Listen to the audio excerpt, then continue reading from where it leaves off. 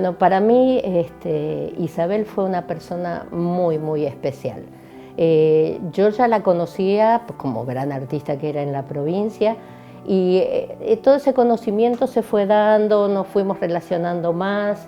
La conocí y compartí mucho con ella a través de Ariana Toledo en Supermercado de Arte cuando lo hicimos. Yo empecé a compartir con ella mucho más tiempo y empezamos a tener más charlas. Pero realmente cuando más empezamos a hablar era cuando en el Centro Cultural Puente Blanco se dio la época en que se daba pintura, danza, música, todo junto, y un artista por noche hacía una obra o empezaba una obra.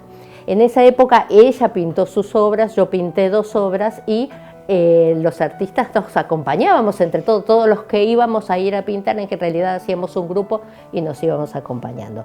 Y allí comenzaron nuestras charlas mucho más personales. Ella me contó su historia, su trayectoria, me contó que ya estaba de vuelta en muchas cosas y que no le interesaba tanto ir y mostrarse y exponer, sino encontrar realmente la esencia de lo que estaba haciendo. En esa época ella pintó mucho lo que es la naturaleza de San Luis y tuvo una época que hizo un trabajo muy espiritual que fue el de las vírgenes y el de los ángeles, que después se hizo exposición y fue una belleza. Toda esa época fue de mucho compartir, mucho conocerlo, ya no solo como pintora, sino como persona, que era una persona exquisita. ¿Cómo conocí a Isabel? Estábamos inaugurando la ciudad de La Punta. Nos convocaron a los artistas de San Luis a pintar murales en el espacio que fue al comienzo, ahí cerquita de la Ruta 3, cuando recién entras a la ciudad. Y tuve la suerte de compartir eso con ella, porque cuando pintás compartís mucho, compartís almuerzos, bueno, y así la fui conociendo, encantadora. Ya la había visto por ahí en los grupos y yo decía, esa mujer, qué linda.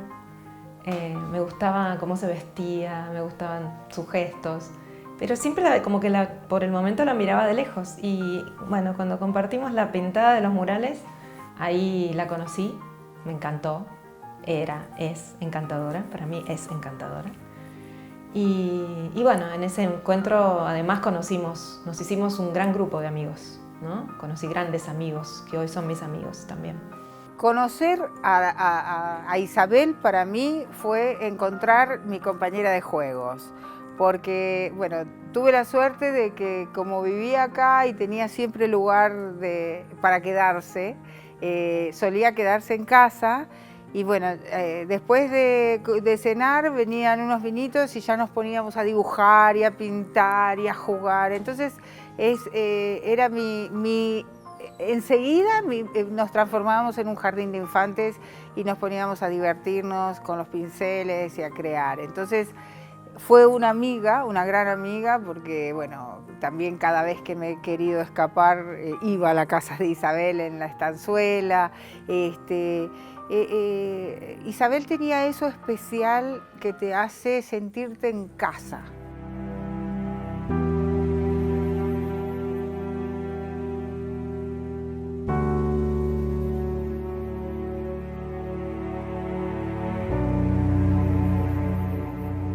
Ella era muy buena acuarelista, su trabajo en acuarelas, las luces y las sombras las trabajaba de una manera muy espectacular, pero pasó por distintas etapas y en esas etapas, por ejemplo, en la naturaleza vos vas a ver que, por ejemplo, me comentaba de lo que es un coro, ella buscaba transmitir más de lo que estaba diciendo. Miraba la naturaleza y, por ejemplo, hablaba de las ranas, pero hablaba del coro de ranas en el cual no hay, hay distintas formas de cantar en las ranas, pero sin embargo son, o de los grillos, por ejemplo, pero forman una unidad y esa unidad era lo que importaba. Entonces estaba tomando temas que hablaba desde la naturaleza y daba un mensaje humano al mismo tiempo. Y esas cosas son muy ricas de ver en un artista porque está utilizando su propio arte para reflejar una realidad que era cotidiana para ella en Estanzuela, para ver eso que vivía cotidianamente, pero al mismo tiempo está contando cosas para los demás, ¿no? A través de su historia.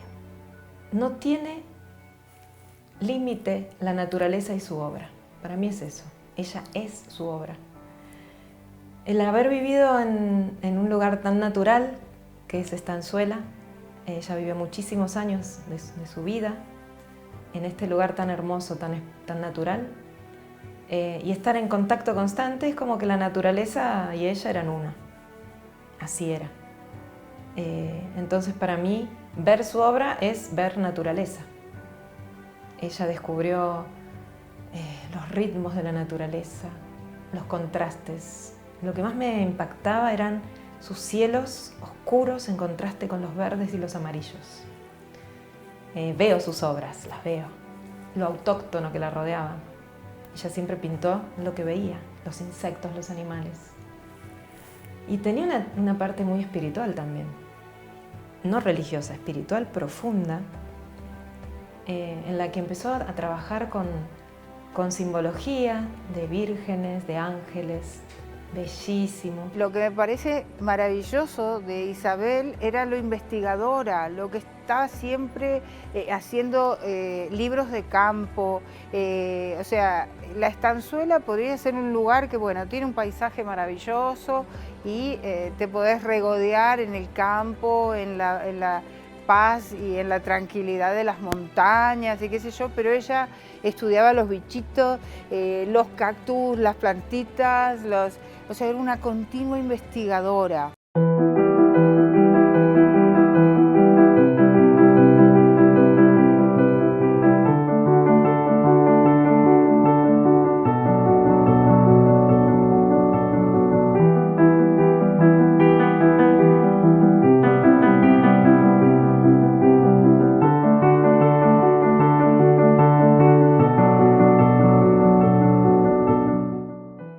Una de las cosas que me llamó muchísimo la atención y que habla de la sensibilidad que tenía también Isabel es entre las tantas obras que hizo con respecto a lo de las vírgenes, había una virgen, ¿sí?, que llevaba, creo que se llama la Virgen de los Niños, que tiene un manto y tiene varios niños, y esa imagen fue la que se eligió cuando fue lo de Sanjitas.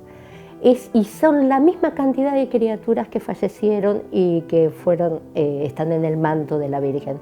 Ese tipo de cosas que hablan de una sensibilidad y de un acercamiento a lo espiritual y a través de eso una comunicación con la gente que a mí me parece extraordinaria y que realmente la he visto en determinados artistas y una es ella.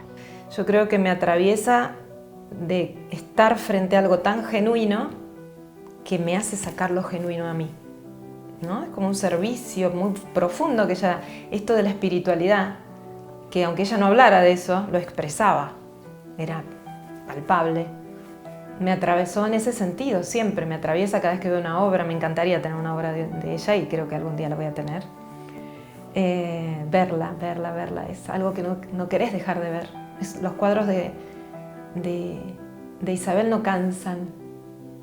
A mí a veces me cansan mis cuadros y ya está, bueno, listo. A mí los cuadros de Isabel no me cansan, porque creo que esto que digo, genuino, alegre. Ella era muy alegre y reflejaba eso, entonces me atraviesa su alegría, me atraviesa su luz, me atraviesa su simplicidad, me atraviesa su ser naturaleza, que eso es lo más fuerte, creo yo. Isabel sigue atravesándome desde el alma porque forma parte de mi vida, ya está incorporada en mí. Las dos seguimos jugando yo en mi cabeza como si estuviera, y hasta he seguido ejerciendo y trabajando temas que he empezado con ella. Entonces, como te digo, es que para mí Isabel no se fue, sigue estando. Entonces, me atraviesa, me atravesará y creo que por los siglos mientras que yo esté viva. Así que bueno, y artísticamente, bueno, eso, el respeto de ser naif y valorarlo.